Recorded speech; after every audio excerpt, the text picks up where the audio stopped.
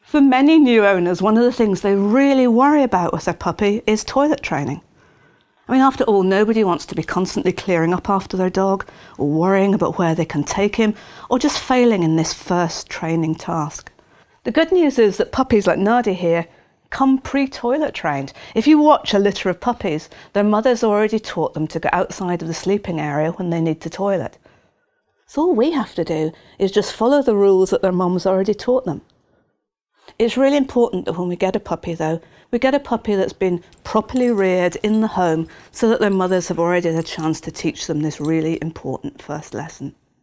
So how do we go about toilet training? Well, there's two parts to it. First of all, there's the night time and then there's the daytime. So let's start with night time.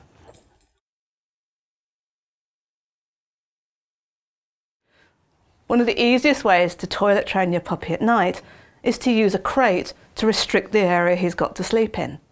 Already his mum's taught him not to go to the toilet in the bed, so if he's got a fairly small area to sleep in, he's more likely to want to hold on. Teaching your puppy to enjoy being in the crate is the most important thing. He's got to look on this as a safe haven. So make sure the crate's really comfortable for your puppy. Line it with some vet bed, which is just a soft fleecy bedding with a hard underneath so it doesn't wrinkle up, that's washable. So when you're playing with your puppy, when you're giving him treats, sometimes while you're playing, just throw the toy or throw the treats into the crate so he looks forward to going in the crate and thinks it's a really fun place to be. Yay! And then when you're feeding your puppy his dinner, you can give him his dinner in the crate and then shut the door so he gets used to being in the crate with the door closed. All the time you're trying to teach your puppy that being in the crate's a really fantastic place to be. Make sure you get a crate that's the right size for your puppy. It's got to be big enough that he can stand up and turn round, but not too big that he can sleep at one end and then use the other end as a toilet.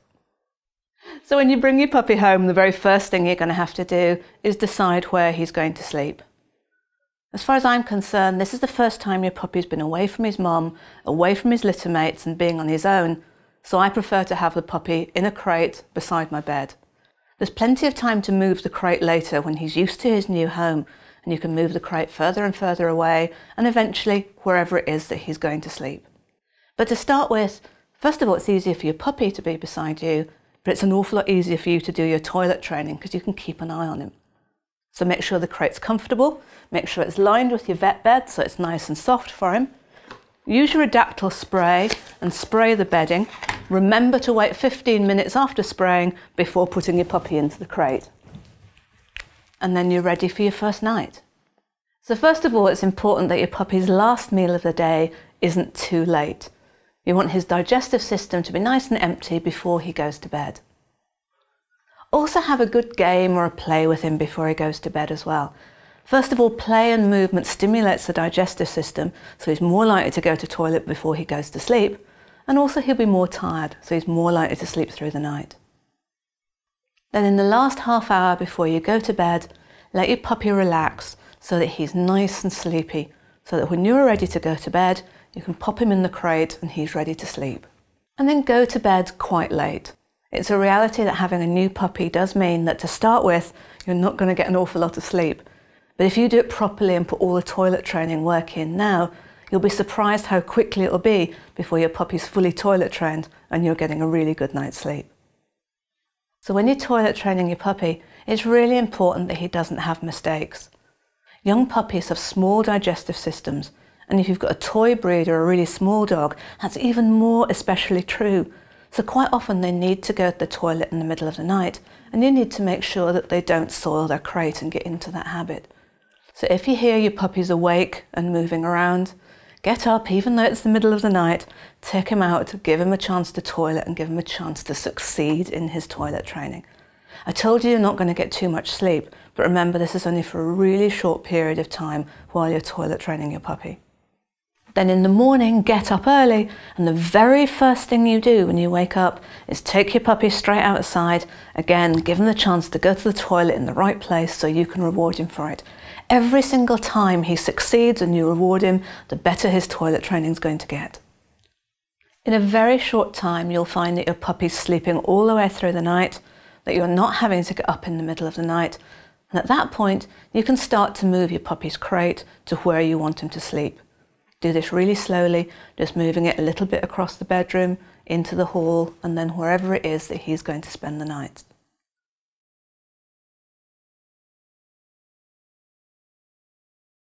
Hi Carolyn, lovely to see you. I was wondering if you would be able to give me your top tips, because I definitely had clients come to see me in practice having real trouble toilet training their puppies, and it would be great to know what advice I would have been able to have given them.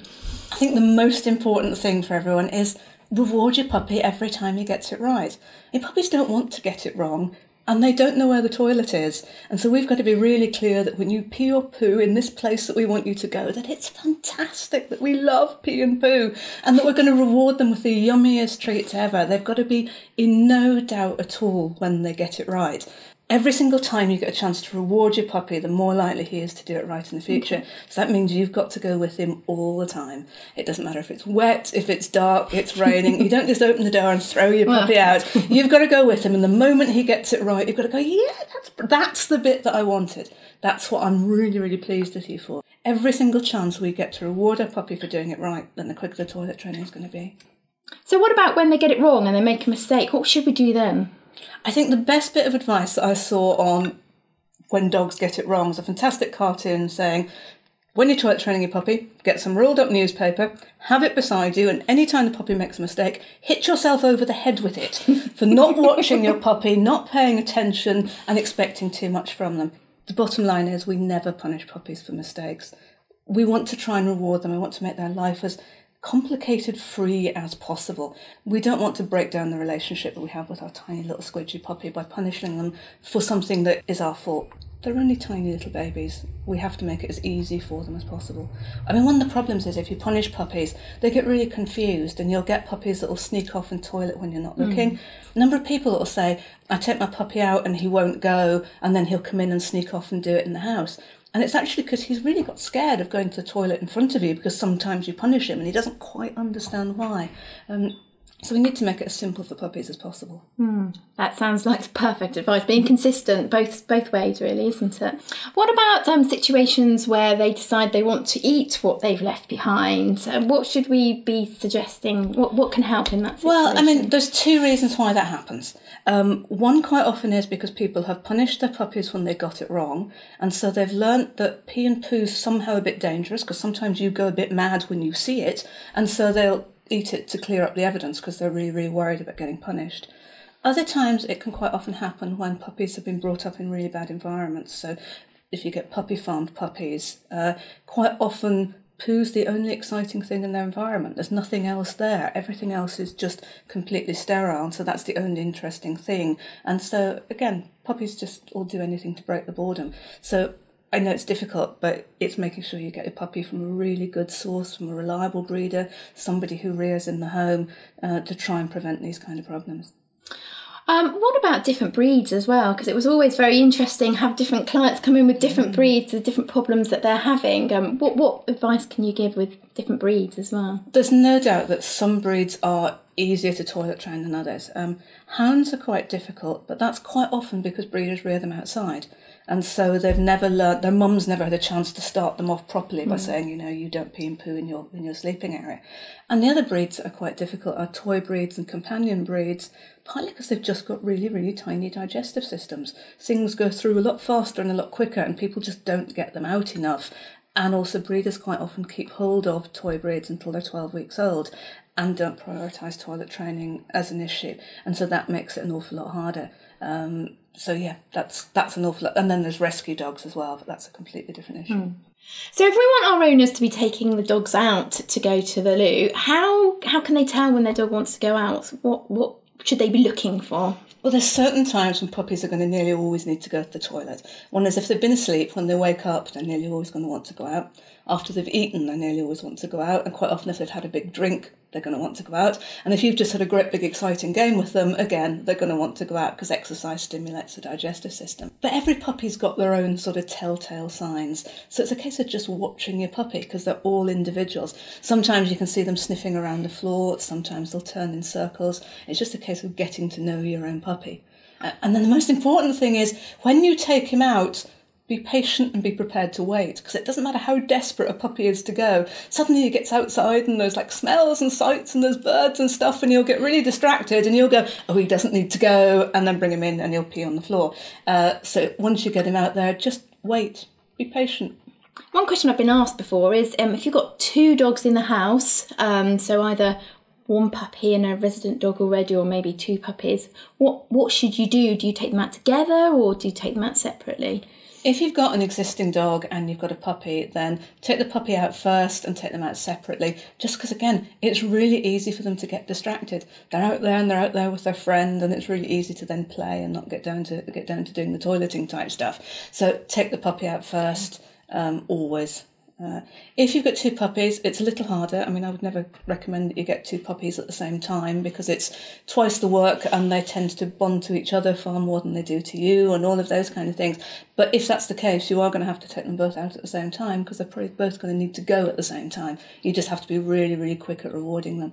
And what about the toileting area? What should we do about cleaning that area? Because obviously we want to, from a hygiene point of view, we need to keep on top of everything for them.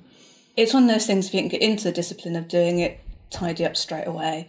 I mean, you were talking earlier about eating poo. Easiest way to avoid that is just never let them get into the habit, and so pick up straight away, or at least clean out once a day.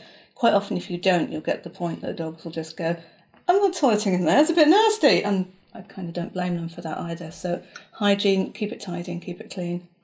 One last question I have for you, Carolyn, and that's about crate training, because I'm aware of some people that have issues or worries about using crates, so I just would value your opinions. I think sometimes it's easy for us to look on a crate and think it looks like some sort of puppy prison, but if you introduce your puppy to a crate properly, the way that we showed, using treats and toys and always making it a really positive place for him to be, then a puppy can look on his crate as being a sort of sanctuary from family life. There should always be a rule. Nobody disturbs the puppy when he's in his crate. So the crate's always somewhere that he can go, even if the door's open all the time, just to sort of crash and just to relax. So he always looks on it as being a positive place to be. It's really useful for us because it means that we can have the puppy somewhere safe, we can limit the area that he's got to sleep in so he can't sneak off to go to the toilet, but we've also got to make sure that we play our part as well, which means that the puppy doesn't spend long periods of time in the crate. He sleeps in there, and apart from that, it's maybe 5 and 10 minutes when you're just a little bit distracted. We shouldn't put puppies in there and leave them in there, because that's when it becomes a really big problem. And you see people doing that. The crate's just something to help us. It's not somewhere your puppy lives. It's just an aid that we use to help toilet training our puppy. And one of the advantages of crates is you can go and visit friends, and you can go and take your puppy out and about. You can go and take him to hotels and things. You can take the crate with you, set the crate up, he's happy in there, and so you can take your puppy out and about with you far, far more places, because he's got his little sanctuary that he feels really happy, and that you know that he's going to be safe and that he's not going to ruin Auntie Maud's carpet or anything like that.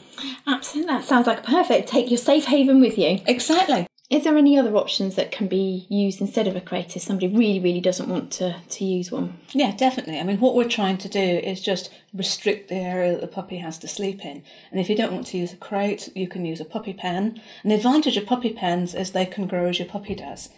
Disadvantage is that you can't use them if you're going out and about. But some people like them an awful lot more because they feel that they still keep the puppy safe, they still restrict the area that he has to sleep in, but they don't feel that they look quite so much like a cage. Having said that, something that I really, really wanted to ask you is how's the best way that we can use Adaptil to help toilet training puppies? I mean, I use the plugins occasionally, I use the sprays, but how should we be using it?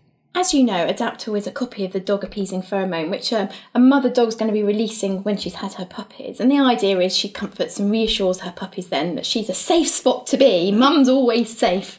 So we're just utilising that when we're using it alongside our puppies when they're in our homes. So hopefully we're making them feel comfortable and secure in the environment. And ideally, the diffusers we can use and we can plug it in near to where we've got the crate, their safe spot already, and we can make them feel safe and comfortable there so that they feel relaxed and they're able to take on any of the training that we're doing, including toilet training as well. I guess the spray is just a more portable version of that, isn't it? It absolutely is. So when we're doing our trips to see Aunt Maud and we want to protect that carpet, we can use the spray. So we can spray the bedding and we can place that then in the crate. And we've got pheromone with us when we're travelling. Another way we can think about using the pheromone is with the collar. So the Adaptil collar is a way of the dog having the pheromone support with them wherever they go and whatever they do.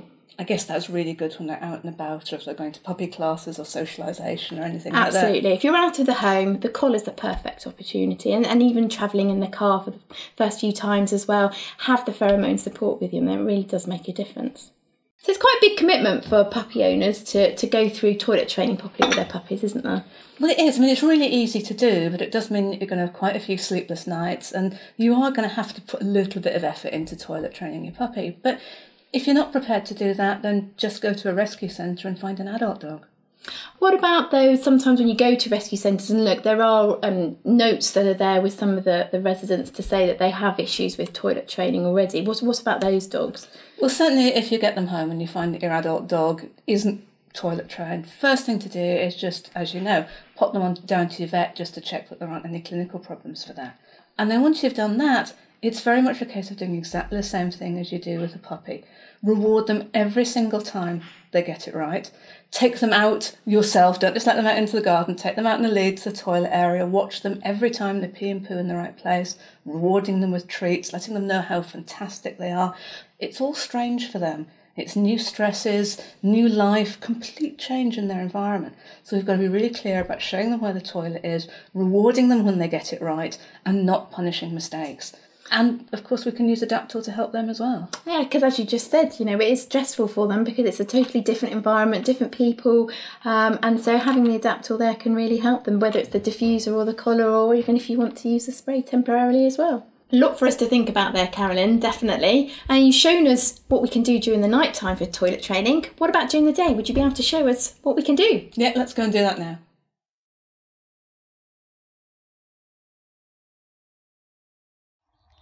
So the very first thing to do, even before you bring your puppy home, is decide where your puppy's toilet area is going to be. It should be outside, near to the house, so you don't have far to go, with a nice soft surface, preferably grass, and just a nice, safe, enclosed area. Your very first chance to start your toilet training is the instant you bring your puppy home. After the journey, he's going to want to go to the toilet, so first thing you do, get him out, use your toilet area, and you get your first chance to reward him. Just remember to have some treats on hand. Come on then, puppy. There we go. So during the day, what's really important is just to be able to keep an eye on your puppy all the time, so you can tell when he's going to need to go to the toilet. As I was talking with Sarah, all puppies have their own telltale signs when they're going to need to go. So maybe you'll see them start sniffing or turning little circles. And you also know that any time your puppy wakes up from having been asleep, any time he's had a meal or a drink or a big game, that's when he's going to need to go out and go to the toilet. So be very quick to get him outside. Carry him rather than take him on the lead, because you don't want him to go on the way, and always have your treats with you. So when he gets it right, you can reward him. If you are too late, however, well, first of all, kick yourself for not watching your puppy closely enough and giving him a chance to make a mistake. Then you need to make sure that you clean up properly. To a puppy's sensitive nose, if we just use normal cleaners to clean up the pee or the poo on the floor, it's still going to smell like a toilet to him, and he's more likely to go there again. Get an enzyme-based cleaner from your vet and use that, then it will smell clean to your puppy's nose as well as to yours. As well as these times when you know your puppy's going to need to go out to go to the toilet, take him out every 1 or 2 hours during the day, so he's got plenty of chances to get it right and you get plenty of chances to reward him. If there's any times when you can't watch him for some reason, if you're busy doing a job in the house, you could use the crate, or if you're doing washing up or something like that, you could even use a lightweight house line and just attach the puppy to you, so you always know that he's not sneaking off to go to the toilet somewhere when you're not looking. Remember that the crate is just some place so that you put your puppy for a short time. It's not an excuse not to give him the attention that he deserves. Most of the time, he's going to be out and about with you. So when you take your puppy outside, be prepared to wait. Quite often puppies can be really desperate to go to the toilet, but the great outdoors is just so exciting that they kind of forget about it. So just wait, be patient, wait till he goes. Don't just think because he doesn't go straight away, he doesn't need to. And be ready to reward him as soon as he does. And when you're out and about with your puppy, always remember to clear up any time your puppy's been to the toilet. So the more chances you get to reward your puppy for going to the toilet in the right place, the quicker your toilet training will be, and the quicker he'll be 100% reliable, because he'll start to understand where he can go to the toilet. And at that point, you can start to relax a bit more and allow him a little bit more freedom. The more work you put in these early weeks, the quicker that will happen, and also the better the bond is that you'll start to build between you as your puppy begins to trust you and looks to you to see how to behave. These are the foundations that are going to last for life and be really important in your future relationship.